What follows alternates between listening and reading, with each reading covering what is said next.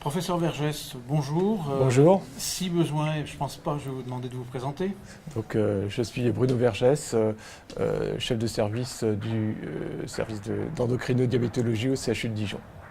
Et parmi les nombreux sujets qui ont été abordés au cours de ce congrès, il y a bien sûr dans les congrès de diabétologie, il y a des sujets récurrents. Et il y en a un qui est récurrent, mais qui prend peut-être une dimension particulière, je trouve, c'est le problème de l'instabilité diabétique. Alors comment on l'apprécie, quelles sont ses conséquences est-ce qu'il y a une définition précise de l'instabilité diabétique? Alors c'est plutôt ce qu'on appelle plus précisément la variabilité glycémique qui peut s'observer bien sûr dans le diabète de type 1 de façon très importante, mais aussi dans le diabète de type 2, avec des évaluations qui sont de plus en plus précises maintenant qu'on a des capteurs de glycémie en continu. Alors, pour estimer la variabilité glycémique, on peut utiliser des facteurs très simples comme l'écart type de la moyenne, et puis plus précisément ce qu'on appelle le MAGE, M-A-G-E, qui est en fait la moyenne des écarts maximum entre les valeurs les plus hautes et les plus basses et des valeurs qui dépassent l'écart type. Donc c'est des calculs un peu sophistiqués qui nous permettent d'évaluer ce MAGE, qui est un très très bon indice.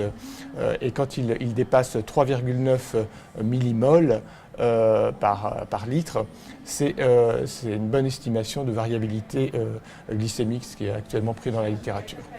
Et ça suppose au minimum une utilisation d'un appareil dédié type freestyle.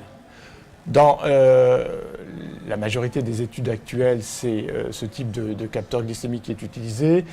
Parfois, dans des études faites sur de très larges populations en milieu hospitalier, ça peut être des glycémies capillaires toutes les 2 heures chez les malades qui ont été surveillés. Mais en effet, actuellement, on s'oriente de plus en plus vers des études encore plus précises grâce aux capteurs de glycémie. Est-ce que les capteurs de glycémie sont focalisés sur eux, mais est-ce que les capteurs de glycémie ont changé le profil de l'instabilité? Il est probablement trop tôt pour répondre. Ce qui est clair, c'est que le capteur de glycémie permet de visualiser ces variations glycémiques vers le haut en hyperglycémie ou vers le bas en hypoglycémie. Et si l'éducation du patient est bien faite, d'entraîner une réaction rapide qui peut être, si le patient est sous pompe, d'arrêter sa pompe pour éviter la survenue d'une hypoglycémie plus sévère. Ajuster ses doses? Ajuster les doses. En cas d'hyperglycémie, certains patients ont tendance maintenant à faire des rajouts d'insuline si nécessaire, des bolus de correction. Et on a quelques études qui nous montrent que dans ce cadre de mise en place de capteurs glycémiques en continu, avec une bonne éducation, on a un bénéfice glycémique qui est observé avec le temps, puisque les patients vont mieux réagir, vont être réactifs, et ça c'est intéressant. Et puis l'avenir, ça sera bien sûr la liaison de ces capteurs aux pompes à insuline qui pourront à ce moment-là auto-adapter en permanence le débit de base et sûrement améliorer la situation. Vous évoquiez l'éducation thérapeutique. Les patients qui se suivent un capteur de ce type, est-ce que c'est pas difficile pour certains d'entre eux d'aller voir les courbes sur l'ordinateur? C'est pas toujours évident pour tout le monde. Il y a plusieurs choses. Réagir parce qu'on ne réagit pas sur une impression, quoi. Vous avez tout à fait raison. Je pense que ce qui est très important dans la prescription du lecteur de glycémie en continu, c'est l'éducation qu'on va faire autour. Une éducation initiale qui est indispensable, et puis revenir lors des consultations avec le patient sur toutes les facettes de cette autosurveillance et essayer d'en tirer le maximum avec lui et de le sensibiliser sur la nécessité d'aller regarder les courbes, d'être très réactif en fonction des résultats qu'il observe. Et est-ce que les modalités de surveillance contemporaine, on va dire, mais globalement en prenant tout, est-ce qu'aujourd'hui vous avez l'impression que ça vous a incité beaucoup à changer votre stratégie thérapeutique, sans même parler des pompes, simplement de passer au basal bolus Alors ça entraîne des modifications. Je pense que une des modifications, j'allais dire, la plus facile à percevoir, c'est chez les patients qui étaient en diabète de type 1 sous basal bolus, c'est la mise en évidence de périodes d'hyperglycémie récurrente, en particulier en fin de nuit, qui a facilité ensuite la prescription et l'acceptation par le patient d'un traitement par pompe à insuline.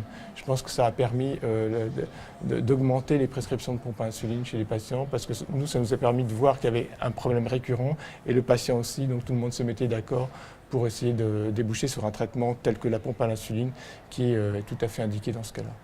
On ne va pas développer les pompes à l'insuline, surtout qu'on en a déjà parlé dans ce congrès, mais qu'est-ce que, dans ce domaine et celui de la stabilité, est-ce que dans les années qui viennent, quelles sont les informations dont vous aimeriez disposer dans des études à grande échelle, dans des essais cliniques? Alors, qu'est-ce qui vous manque? On a des moyens d'avoir l'information sur la variabilité glycémique. Je pense que ce qui va être intéressant, c'est essayer de mieux comprendre l'impact qu'a la variabilité glycémique sur les complications, qu'elles soient microvasculaires ou macrovasculaires.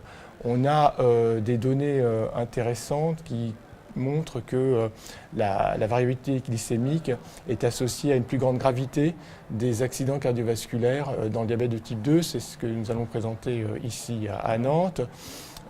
Ou dans une population de patients diabétiques de type 2 qui ont fait un infarctus du myocarde.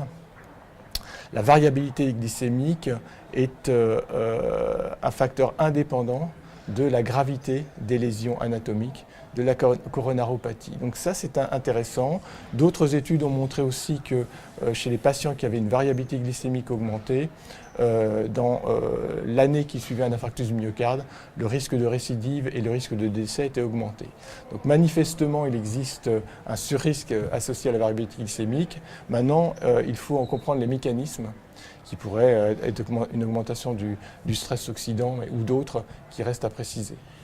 Pour revenir et finir sur une considération très pragmatique, finalement, Cordiam, c'est du cœur, diabète, métabolisme.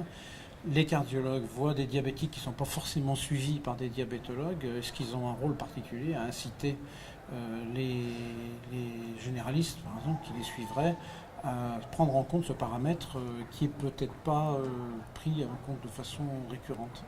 Alors, il y a une façon indirecte de répondre, c'est l'application des recommandations de la SFC et de la SFD sur ce problème-là, qui recommandent de prendre un avis auprès d'un diabétologue dans des situations particulières qui sont la variabilité glycémique, le diabète instable, les hémoglobines glyquées supérieures à 8%, les hypoglycémies fréquentes qui sont souvent associées à la variabilité glycémique et la découverte d'un diabète.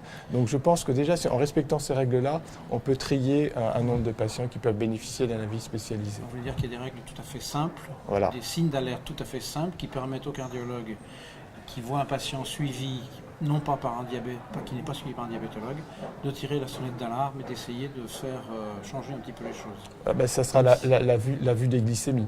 Ouais. Alors il faut savoir aussi que si le patient a un lecteur de glycémie continue, c'est qu'il est suivi par un diabétologue, puisqu'il faut que ça soit prescrit par un diabétologue. Mais dans d'autres cas de figure, ça serait des patients qui, sous autosurveillance glycémique traditionnelle, auraient des variables de glycémie extrêmement élevées à certains moments et très basses à d'autres. Et à ce moment-là, je pense qu'il faut vraiment demander un avis spécialisé pour optimiser le traitement. Tous ensemble. Voilà. Merci beaucoup.